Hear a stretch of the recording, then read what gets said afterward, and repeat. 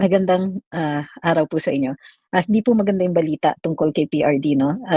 According to Attorney Kaufman, si PRD ay nadulas at nahulog sa kanyang kwarto sa Hague. Nabarog ang ulo kung kaya't dinala siya sa doktor sa ospital para kilatisin at eksaminin kung mayroon pong, cranial or brain, issues.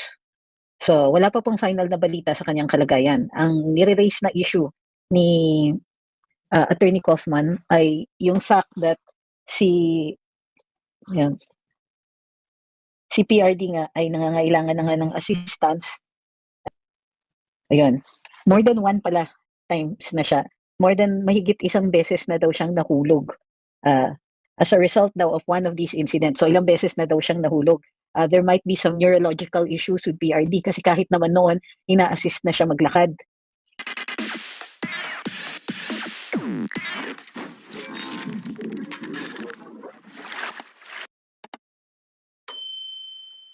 So, minsan may times na prone siya sa konting kahinaan kaya gumagamit siya ng cane. So, on at least one occasion na walan siya ng malay at dinala siya sa ospital kung saan na-assess siya for cranial and brain injury. Ang issue ni Attorney Kaufman ay bakit hindi ni-report sa kanya o sa pamilya in real time. Ibig sabihin dapat after nangyari yon, as soon as na-secure siya, dapat sinabihan ng kanyang pamilya pero hindi po ito ginawa nung mga nag-aasikaso sa kanya o mga nag-administer ng facilities sa kanyang detention sa Hague, sa ICC. Napapagod na daw sa kanyang detention si PRD ayon kay Attorney Kaufman at physically incapacitated by various medical conditions afflicting a person of his advanced age.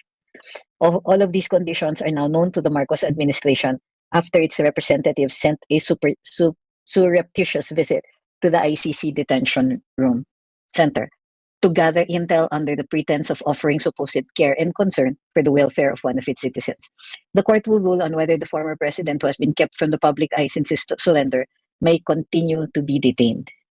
So iniintay pa po natin yung decision both dun sa interim release at yung dun sa isang final na application or motion ni Attorney Kaufman asking na i-release na ng tuluyan at i-drop na yung mga kaso sa kanya ng ICC dahil hindi na nga siya competent to stand trial. Physically po, masyado na siyang nagiging mahina at yun na nga, on more than one occasion, nahulog po siya. So, hindi nga po maganda talaga ang kanyang lagay. Yung kahapon naman, I hope everybody is now on the same page na ngayon, as expected, ito sinasabi ko na nga ba si Attorney Kaufman, ang ginamit niyang reason para sabihin na ang Pilipinas ay hindi nag-o-object sa kanyang application for interim release ay mismo kasi sinabi ni Attorney Claire during one of her press briefings. Ngayon, dinideny naman ni Attorney Claire yon.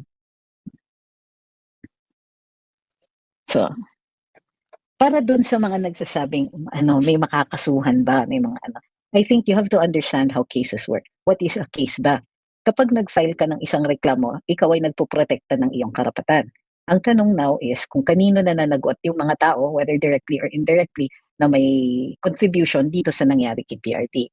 So the way I see it is that it will be both a matter that Attorney Kaufman will ask the court to consider the fact na nahuhulog siya because there may be some neurological issues na.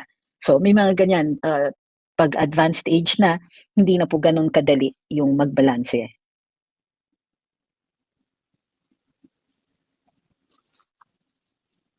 So, sa ngayon, ako po ay mahihiling na naman ng ating mga dasal para kay PRD na sana nasa mabuting kalagayan siya at umigi ang kanyang kalusugan. Natural, naiintindihan naman natin na a person of his age ay subject na sa mga ganito.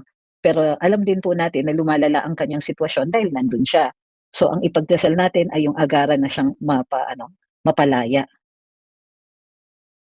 So, ngayon, mayroong post po si Kong Pulong Duterte na sinasabi niya na si Trillanes daw ang pinadala ng administrasyon na ito ng gobyerno para mag-welfare check kay PRD. Matindi pong pinagbabawal yon. So hindi ko alam kung verified na po ni Kong Pulong yung kanyang statement. Ganito man, ni-repost namin as dahil siya ang nagsalita, dahil siya na anak ang nagsalita. And ang pamilya po will be entitled to that knowledge. So, kung totoo man na si Trillanes po ay nag-conduct ng welfare check, then talagang dapat may ah, measures na o mga hakbang na gagawin si Attorney Kaufman para maprotektahan si tatay sa mga ganyang klaseng intrusions. Sorry, pasensya na po.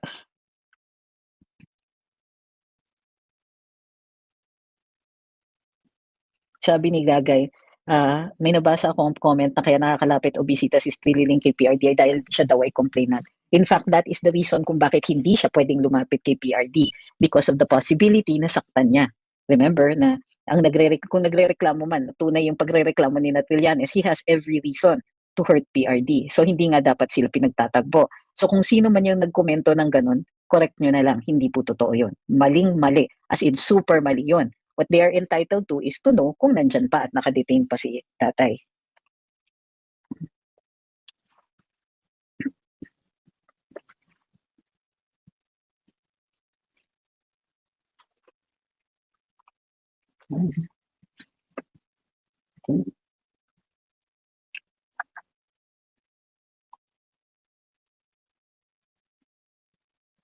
Sige Miss Mavi, paki-send na lang po yung post ni Trillanes. Sige, hanapin ko na lang. Sandali ha, hanapin natin yung post ni Sunny Trillanes. Ngayon, sabi ni Sunny Trillanes, relax lang po, tapos may picture siya dun sa hig. Nasa loob pa si Dutz, naghahanap buhay lang ang abogado niya. So yung mga ganyang klaseng komento ni Trillanes, pang-asar yan sa atin.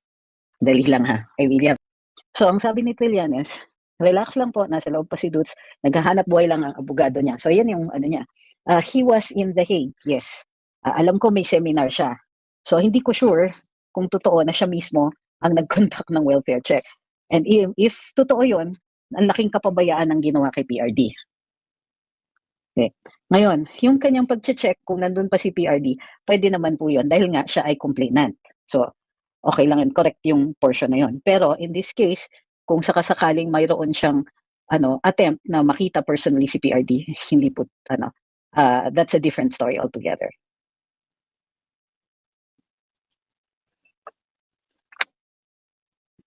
Sabi ni Ling, di ba in Digong's case, a doctor should be the one to do the welfare check? Hindi po. Iba po yung welfare check doon sa medical check. Iba pa po yan.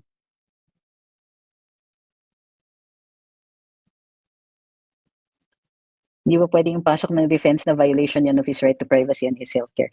Sirs, teka, relax lang kayo. Alam ni Attorney Kaufman kung anong gagawin. Just because wala kaming nire-report na ginawa niya doesn't mean he's not doing something about it.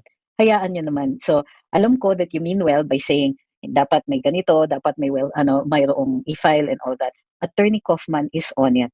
So, if he thinks na tama yung course na questionin si Trillanes or any other incident o protektahan ang karapatan ni PRD sa kanyang kalusugan, I assure you that he is on it.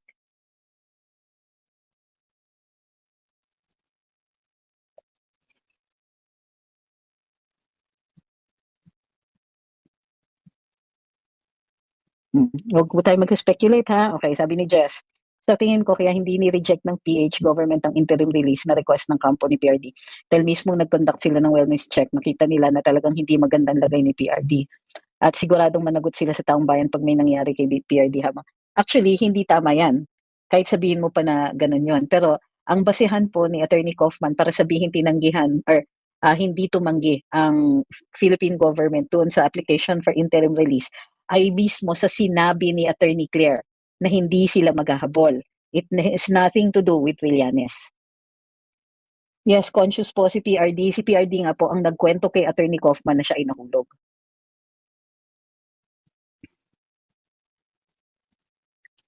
Hindi pa natin alam ha, sabi ni Love Ella Bani Puerto, bakit si Trililing pinapasok o pinayagan ng ICC? For sure may dalang nimpak na salapina naman yan.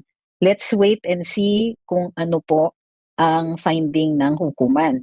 Again, kaya po kaya sabihin ni Attorney Kaufman yung mga sinabi niya sa atin, it's because may ginagawa siya at siya po ay determine kung ano yung nangyari. Ay, iba pa talaga yung clock ko. Sabi ni Noel Jane, parang ang hina ni Attorney Kaufman. Paano niyo nasabi po yan? Ma'am, ano po ang ini-expect niyong gawin ni Attorney Kaufman para sabihin ninyong mahina? So far lahat nga ng ginagawa niya, tama.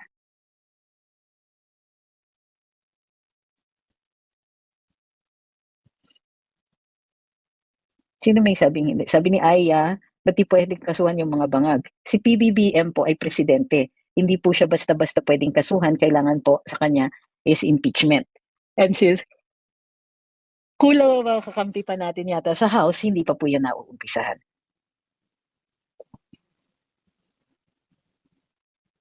Sabi ni Ma'am Jocelyn, more prayers for PRD safety and justice. BBM, tandaan mo, lintik lang ang walang ganti. Baka bigla kang mabingo, hindi natutulog ang Diyos.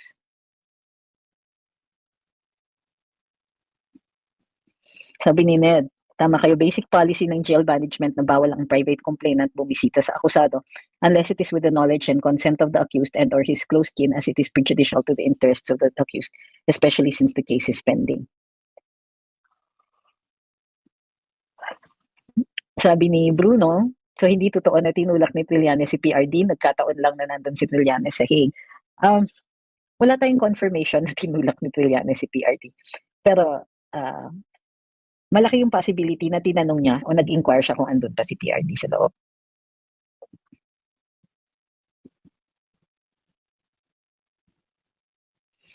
Sabi ni Sir Raymond, bakit wala kayo kina Alvin? Kasi pauwi na po ako.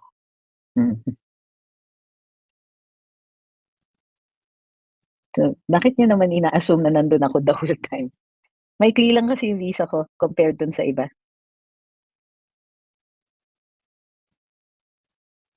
Lahat ng mga nagsasabing mahina si Attorney Kaufman ay mga bugok na klaseng DDS. Bakit man ganun? Sorry, alam kong marami pa rin talagang bugok na niniwala kay Maharlika. Okay. Well, yun nga eh. Kaya nga kailangan pag sinabi ninyo sa or sinasabi ninyo na mahina si Kaufman, be prepared to defend that at sabihin ninyo kung bakit. Okay. Hi kay Miss Tai, maraming salamat po.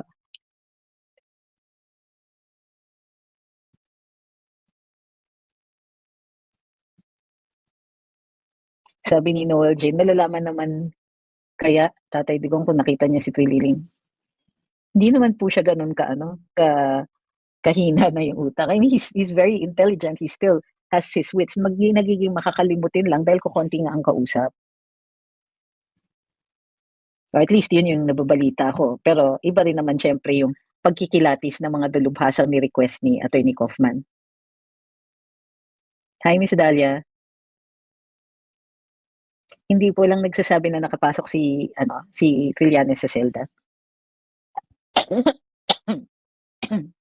Sabi ni JP, don't they have security cameras in the cell, especially the detainee is a high-profile person? How could they let this happen?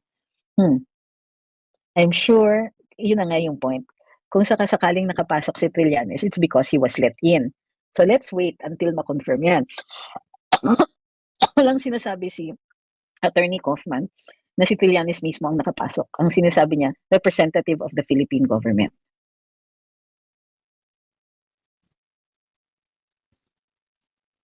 Sabi ni Carmila, watching from Japan. Sabi ni Alvin Andal, kung dumalaw si Trililing in which capacity, hindi nga po natin alam. So, okay guys, relax, calm down. We have no details. So, yung mga speculation na ganyan, ginagalit nilang sarili ninyo. Totoo naman nakakagalit si Trillanes. Kahit nga tahimik, kahit walang ginagawa, nakakagalit siya talaga. Pero the only information that is available is yung sinabi ni Kong Pulong na si Mr. Trillanes ang pinadala to check on PRD, not necessarily a welfare check. Okay? The DFA conducts the welfare checks. So, hindi natin alam kung nakita ni Trillanes si PRD, but he is not allowed to be in contact with an accused dahil complainant siya. Ngayon, kung may lumabas na nagsasabing mismo si Trillanes ay pumunta sa selda ni PRD, then I'm sure Attorney Kaufman will be already eyeing as a motion or something to file. Sabi ni Tancho, nandun nga si Francis Tolentino. Yes, pero walang nagsasabi na nakapasok si Francis Tolentino sa detention. Nasa Hague siya. Ewan ko kung anong ginagawa ni Francis Tolentino sa The Hague. Baka nagre-revive ng political career niya. Shucks, wala na akong tubig.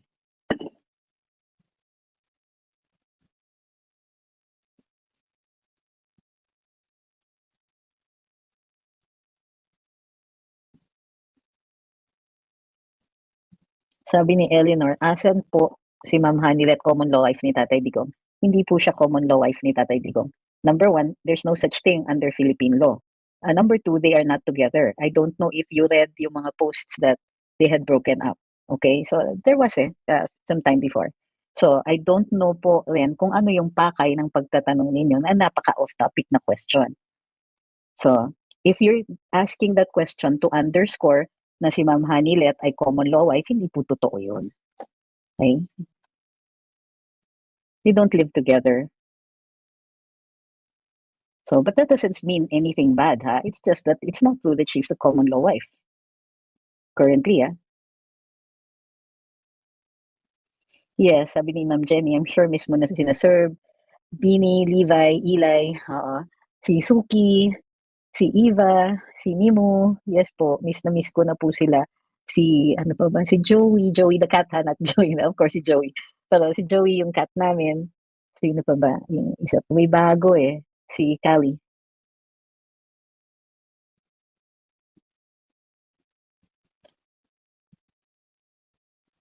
Hindi ko alam kung magkasama si former Senator Tolentino at si attorney, ano ba, si Mr. Trillanes. Sabi ni Solay, ang hilig talagang mag-volunteer ni Sundalong Kanin, kay Pinoy siya rin ang sa backdoor deal with China, ngayon siya uli. Grabe talaga ang traidor sa sariling bansa ng hayop.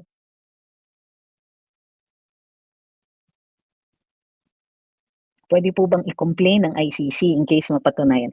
Well, hindi po yung ICC, pero yung mga persons. There's a difference. Yung nirereklamo mo yung tao at nirereklamo mo yung organization. So, titignan natin.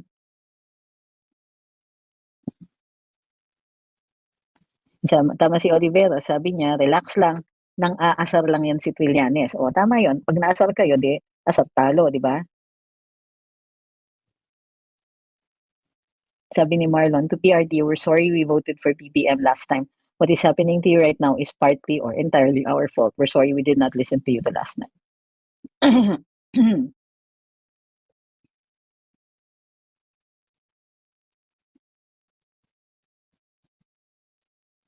Ibarra says, sinira ni Trillanes career niya dahil lang sa galit niya sa mga Duterte kahit kailan hindi na maibabalik ang tiwala ng tao sa kanya. Sino naman po si Sulueta? So guys, yung mga agenda ninyong pinapasok ninyong mga storya ha, iba yung pinag-uusapan natin dito. So ano naman, I don't know who Zulueta is, Mr. Josh Asher.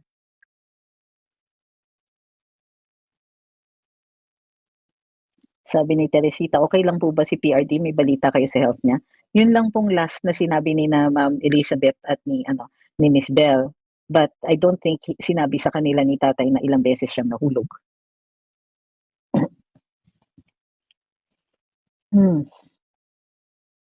Cloud Shogun, alamin ko muna bago ko basahin yung ano. Sabi ni Guillermo, ang due process, karapatan ng isang tao, pero baka nakakalimutan niyo ang ginawa niyo kay Attorney Laika. Ano niyo? Ako bang kausap niyo? Ang kakapal ni Kongko ng si Attorney Laika na hingi na, okay, fine.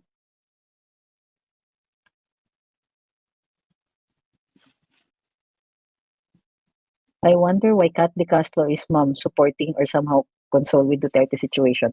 Hindi ba siya po ay nasa PTV pa rin? Sabi ni Serimon, they are not anti-Hanilet, wag bintangero kung wala kang proof. Sinong nagsabing may nagsabing anti-Hanilet, sino?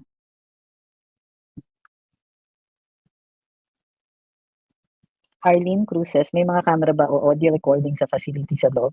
Pwede ba mag-request ang family ilang days kung ano talaga nangyayari? Word lang kasi baka may ginagawa ang welfare ko. Okay, ganito yan ha. The family can ask but it will still be through Attorney Kaufman.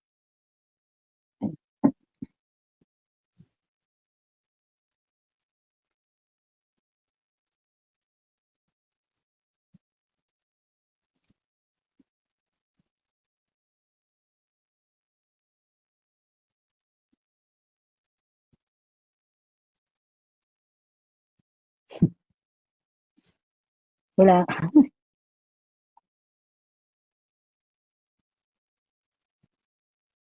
Ay, may nagwawala tungkol kay Ma'am Hanilet.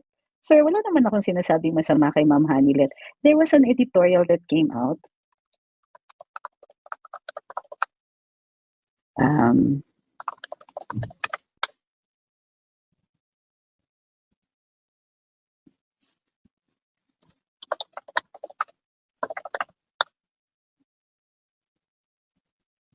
Ba't nawala eh? Parang na-take down. I saw it eh. Ayan. It was entitled The Breakup of the Century, but I can't find it anymore. And they talked about yun nga, that breakup. But if it's been taken down, maybe they think that it is not something to elaborate on anymore. At any rate, if you're going to ask a question that personal, huwag kayong magagalit pag sinagot kayo, di ba? Wala kaming sinasabing masama kay Ma'am Hanilet.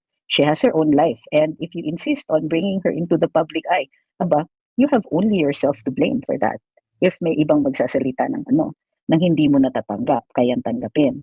So, since there is no reason for you to be angry. In fact, pumunta kayo dito sa wall ko tapos kayo magbe-bring up kay Ma'am Hanilet. Tapos kayo yung magagalit sa sagot ko. Ang sinasabi ko is that, yes, she is not considered a common law wife because well, as far as I know, no, they're no longer together. But even if they were, in the Philippines, there's no such thing as a common law wife. Di po ako nagsasabi niyan. Korte Suprema po ang nagsasabi niyan. The reason is, there's no common law in the Philippines. Ang ibig sabihin ng common law ay yung regime of laws katulad ng sa US at saka sa UK. So what does it mean? It means yung judge can make the law. Dito sa Pilipinas, the judge can only interpret the law. So that's what common law means. So don't use a term that you don't understand, ha? So the term common law wife means that the judge can determine if this person who has lived with another person without the benefit of marriage is considered a wife, even if no ceremony has been conducted. So yun yung term na common law. Since hindi common law ang Pilipinas, in order to be referred to as a wife, you must have the standing of one, and that everybody believes that to be so, or a ceremony has actually been conducted. So, why are you arguing this? Bakit dinadala niyo po yung issue dito, yung mga sinasabi? So merong mga nagpapapunta talaga ng mga ganitong klaseng comments. Now, these comments have no place here because we're only talking about PRD's detention and what has been happening. Sabi ni Caryata, bakit si Hanilet ay kasama ni PRD nung dinukot siya? Hindi nga po siya kasama. Ang kasama ni PRD was si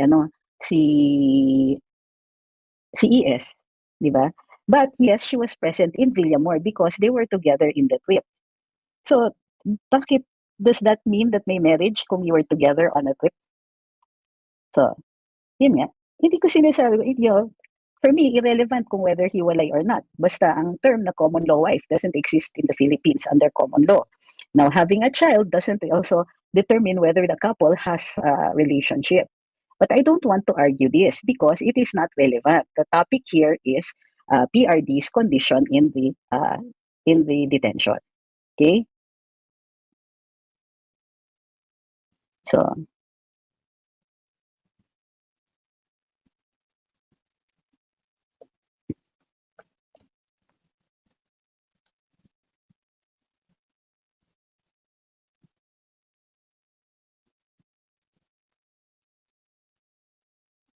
sabi ni Jess, ano po masasabi niyo sa statement ni Browner na mas madami pa daw chopper at aircraft si Zaldico kesa sa mismong AFP? Could it be a sign na may lamat na talaga military at government? I don't think it's a sign that may lamat na because it might be a statement of fact. We don't know how many choppers Zaldico has.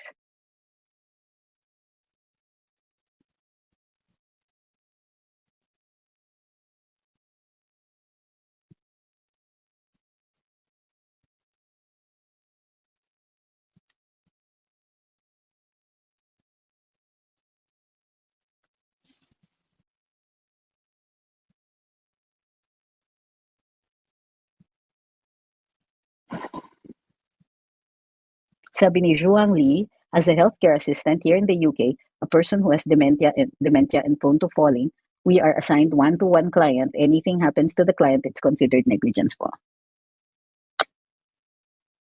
Sabi ni It's Me Q, hala, nagka-amnesia ka na. Sa aeroplano pa lang, 3 silang magkasama. Nung galing silang Hong Kong, magkakasama PRD, Hanilet, Kitty, and others dun sa plane papunta ng Manila. Pero papunta sa Hague, it was just ES. Diba?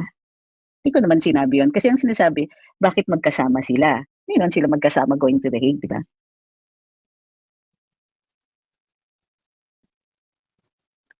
Yes, sabi ni Hershey, totoo po mang nag-collapse siya. More than once po. Hindi naman collapse, nahulog siya. He had a fall. Yun yung sinabi. hindi necessarily ibig sabihin na ano. Sabi ni Daddy says, irrelevant. Why does it have to be brought out here? Sabi ni Ann Harot. Hi, Miss Ann. Yes po, babasahin ko after the live. Kita-kits. May nanggugulo lang sa kanila. Oo nga eh. Sabi ni Ma'am Gracia, no matter what, for sure, Miss Hanilet wants tatay to be safe.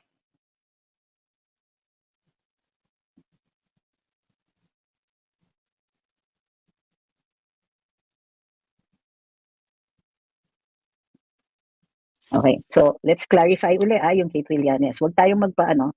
I apologize kasi na-distract ako dun sa mga walang katuturang katanungan. So, but first let's contextualize that. Ayun. Sabi ni Ma'am Maria, what is with inserting Hanilet into this conversation? You're free to eat up whatever S Maharlika feeds you, but don't bring that S here. Thank you. So, yeah, and I will limit my discussion to legal matters kasi nga yung personal matters, kanila yun.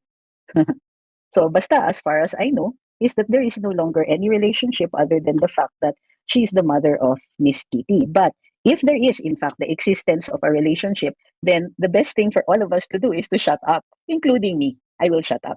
But again, I will reiterate, under Philippine law, there is no common law or common law wife. Okay?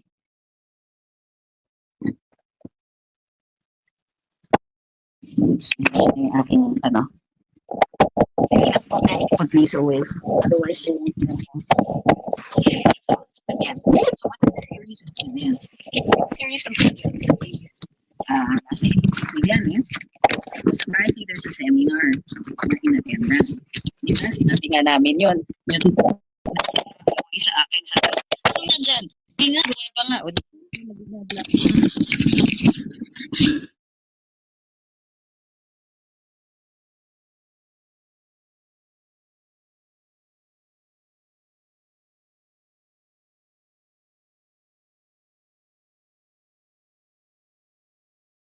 Ayan, sorry, nawalan ng mic. So, let's contextualize. Number one, Trillanes was in The Hague.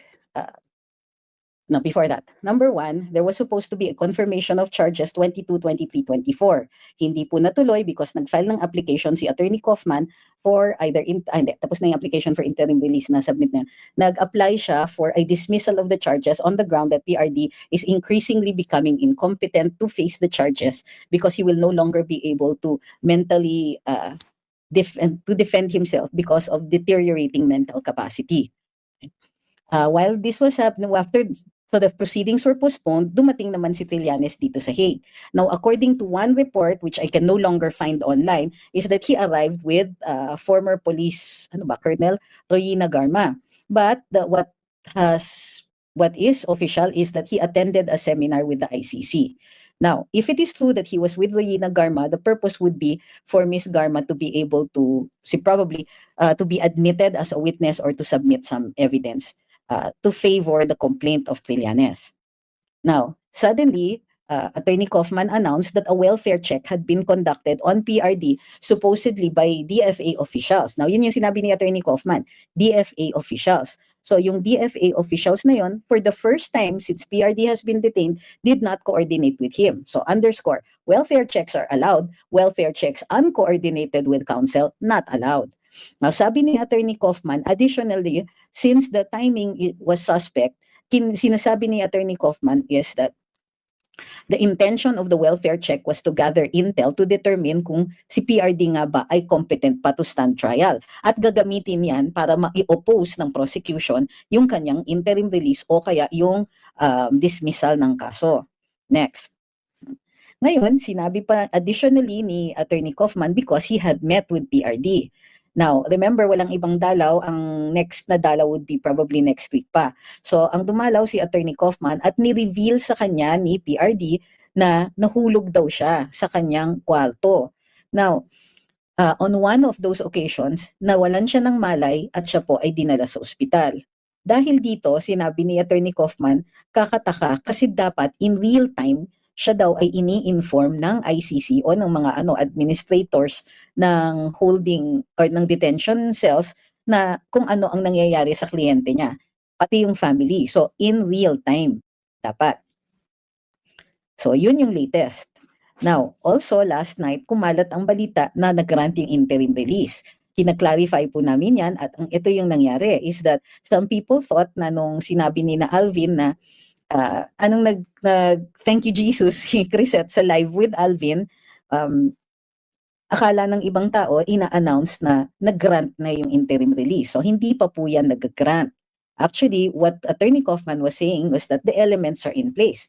Number one, si Attorney Claire Castro, si Yusek Claire ay sinabi niya na hindi i-oppose ni BBM yung interim release, which means that was the last element nga. That was the last element that they were waiting for. There is a third country that says they are willing to take PRD at doon siya pansamantalang i-hold. Yung interim release will be in that country. So, and then subject to additional conditions of the ICC. So, Attorney Kaufman said that tinatanggap niya na wala ring tutol ang Republic of the Philippines sa interim release.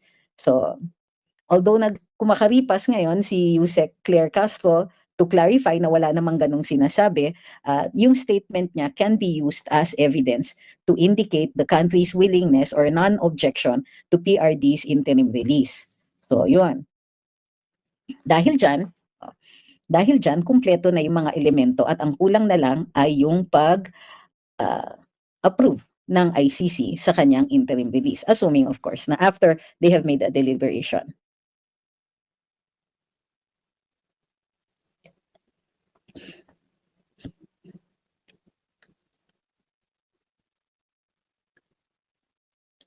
Okay, dalawa daw mayor na ang nanawagan na mag-resign. Si Mayor, isa lang ba na? Isa lang pala. Sabi ni Rain Daniel, Mayor Rama, nanawagan kay BBM na mag-resign na.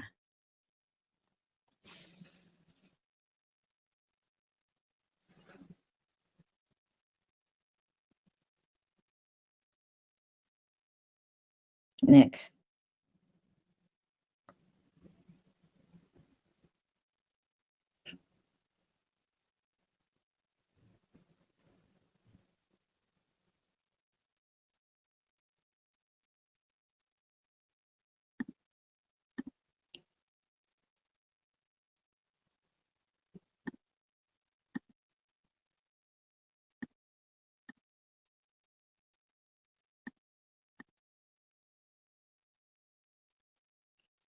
Sabi ni Ma'am Althea,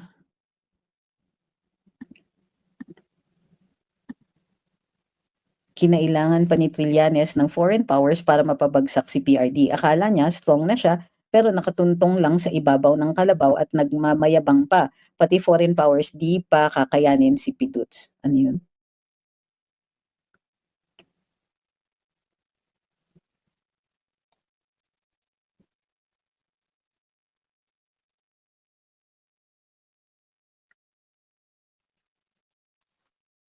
Natatawa naman ako dun sa isang nag-a-attempt mag-troll. Pupunta siya sa live tapos sasabihin niya, shut up. Ano ba yan? Guys, yung mga tanong na nabasa nyo na ba, narinig nyo na ba, na ano na ba, anong gagawin ninyo pag sinabi ko no? Kung pwede, pag magtatanong kayo, kung meron kayong gustong i-discuss, sabihin nyo. O kunwari, attorney doon sa interview ni ganyan, ganito sinabi. Kasi magtatanong pa kayo, it wastes time.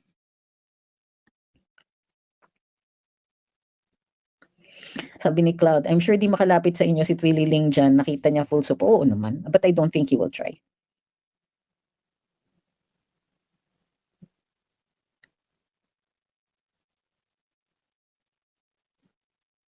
Sabi ni Remnant, isa lang ang dahilan bakit hindi sinabihan si Attorney Kaufman. Gusto pagtakpan ang nangyari kasi alam nila na it will be dragged into the open at sigurado the ICC will be scrutinized by this. Sabi ni Rayu, I thought we can bend the law for humanitarian purposes. Di ba sabi nyo in good faith para malaman ang katotohanan? Kailangan may managot. The script is getting clearer. This is all directed.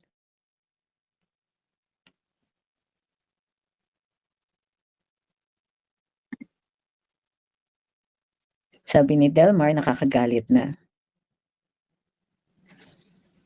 Sabi ni Mara, it's very discouraging to visit the Philippines at this time. Okay, so ito yung nakikita ko may mga comments na nakakagalit na. Well, of course, nakakagalit, di ba? Isipin nyo yung kapabayaan kay tatay, yung ilang beses siyang nahulog. So alam nyo, if it happens once, maintindihan nyo it's an accident. If it happens more than once, nako, anong may problema na talaga. So yes, I see that everybody sees that there is a problem.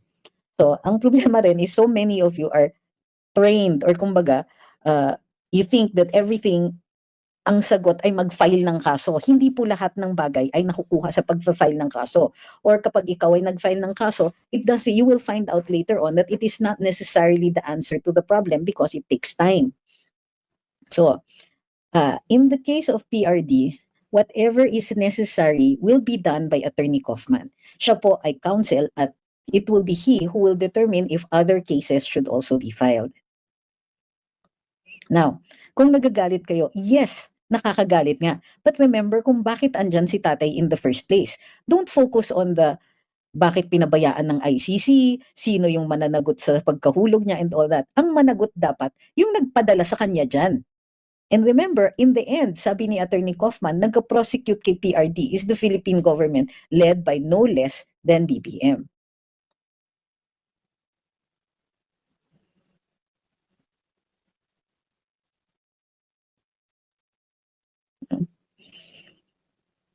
Ang hirap na mag-live nowadays, guys. Nahirapan na ako. Alam niyo kung bakit? Kasi minsan kakasagot ko lang ng katanungan, kukuyugin pa rin ako ng same questions that want me to go back. So hindi na po ako nag-uulit-ulit ng mga katanungan pero nakaka-distract pa rin.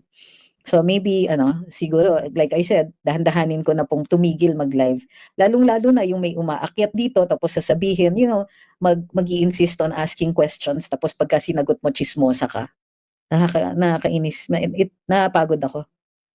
So, kumbaga hindi to gaya ng dati, 'di ba, yung nagchichikahan tayo dito. The trolls really do sa dami, they can get me down. So, wag po kayong magugulat kung dahan-dahan ay tumigil kami mag-live kasi rin wala ring I cannot stop people from coming in at the last minute and then asking a question na nasagot na 'yan. 'Di ba? Yung mga tipong anong opinion mo sa ganito? Unang-una, I don't really like being asked an opinion. I will give you an interpretation of the law. I will tell you how the law works and all that. But it really is getting me down.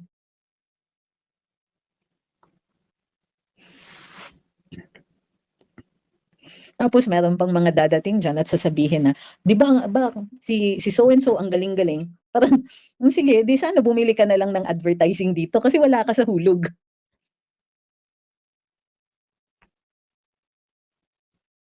So ayan, yung mga ganito, yung mga wala bang magagawa since nasagot na yung tanong, it's very discouraging din for me.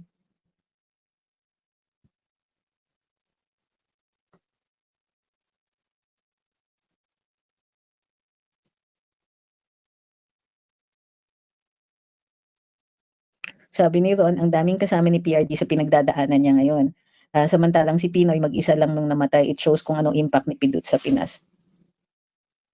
Sabi ni Elijah, akala ko dati maka-BBM ako. Di pala, nung ginawa nila kay PRD yon, di ko nalaman na Duterte pala ako.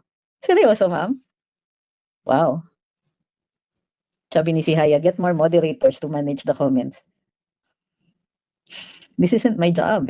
Sa totoo lang. So let's see. Let's see what we can do about it. But if not, nakakapagod. I don't really earn much from vlogging, but I find it satisfying. But lately, it's not been very satisfying kasi nga, nahihirapan na ako with all these other people. I miss